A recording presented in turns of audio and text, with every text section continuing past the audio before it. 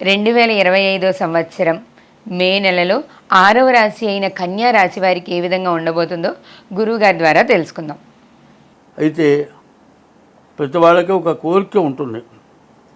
ఇప్పుడు ఇబ్బంది పడుతున్నాం కదా, మనకు ఏదైనా మంచి చెబుతారేమో అనేది ఎదురు చూస్తారు. మంచి చెబుతారని ఎదురు చూస్తారు. ఆ చెప్పేవాళ్ళని బాగా లెక్కలో పెట్టుకుంటారు. చెడు చెప్పేవాళ్ళని గురించి ఆలోచించరు. కానీ నేను చెప్పేది ఏంటంటే, ముందు చెడుని చెప్పుకోవడం అవసరం. మంచి అనుభవించాలి అనుకుంటే చెడుని చెప్పుకోవాలి.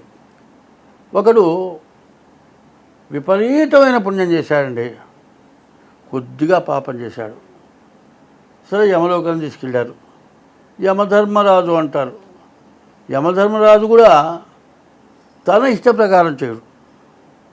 ఆ వచ్చిన వాటిని చూసి అయ్యో పాపం ఇంత పుణ్యం చేసుకుంది కొద్దిగా పాపం కదా అని అనుకుంటే,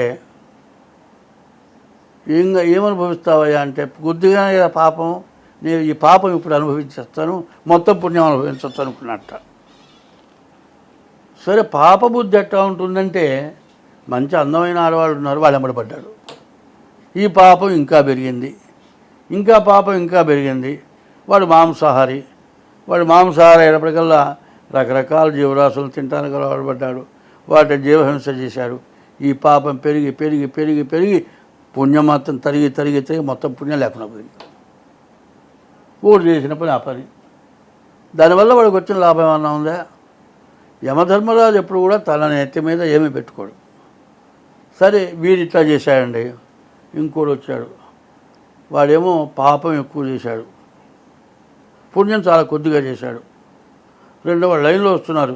చిత్రగుప్తుని ఏమయ్యా లెక్క, వీడు విపరీతమైన పుణ్యం చేశాడు, పాపం చేశాడు, కొద్దిగానే పుణ్యం చేశాడు అన్నాడు. సో ఏమయ్యా, నువ్వు పాపం అనుభవిస్తావు, పుణ్యం అనుభవిస్తావు? నేను పుణ్యమే అనుభవిస్తా అన్నాడు.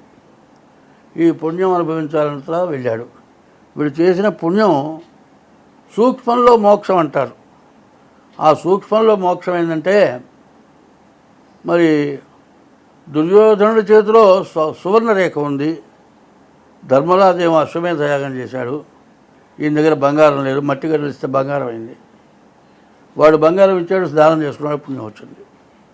అట్లాగే వీడు విష్ణులో, ఏరా నీకేం కావాలరా?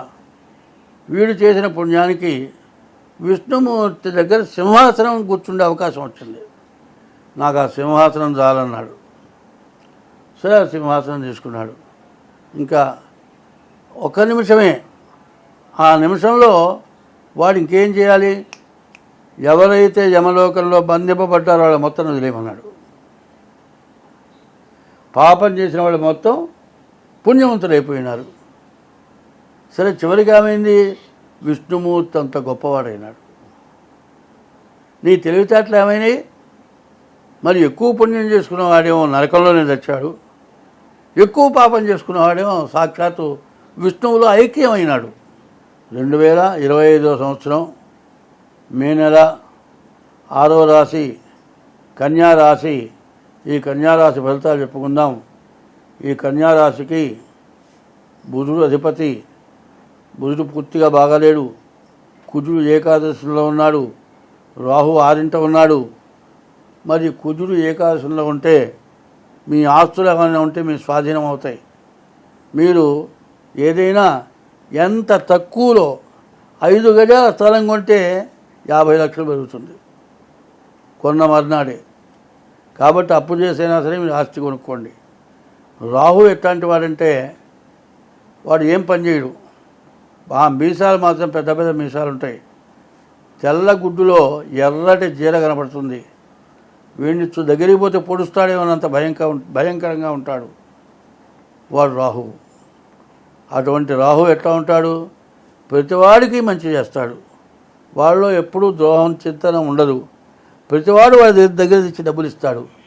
వాడికి అవసరం, అయ్యా నా దగ్గర ఉంటే ఖర్చు అయిపోతాయి, నీ దగ్గర పెట్టంటే వద్దులే నేను వడ్డీ ఇస్తాలే అంటాడు. వాడు రూపాయి వడ్డీ ఇస్తాడు. వాడేమో 5 రూపాయల వడ్డీకి తిప్పుకుంటాడు. వాడిని చూస్తేనే గుండెలు పోలుతాయి ఆ జనానికి. ఏదో డబ్బులు అనగా పరిగెత్తు చేయాలి. వాడు ఇచ్చిన డబ్బులు వాడికి వస్తాయి. వాడికి ఇచ్చిన డబ్బులు వడ్డీతో సహా ఇస్తాడు. వాడంత గొప్పవాడు ఉండడు, వాడికంటే ఐశ్వర్యవంతుడు ఎవడు ఉండడు. చూడరా వాడు రాహు అట్లా ఉన్నాడంటారు. రాహు బాగుంటే అట్లా ఉంటుంది. కాబట్టి ఈ రాశి వాళ్ళకి రాహు కుజుడు ఇద్దరే చాలా బలమైన వాళ్ళు. 8 గ్రహాల్లో 6 గ్రహాలు పూర్తిగా బాగాలేవు.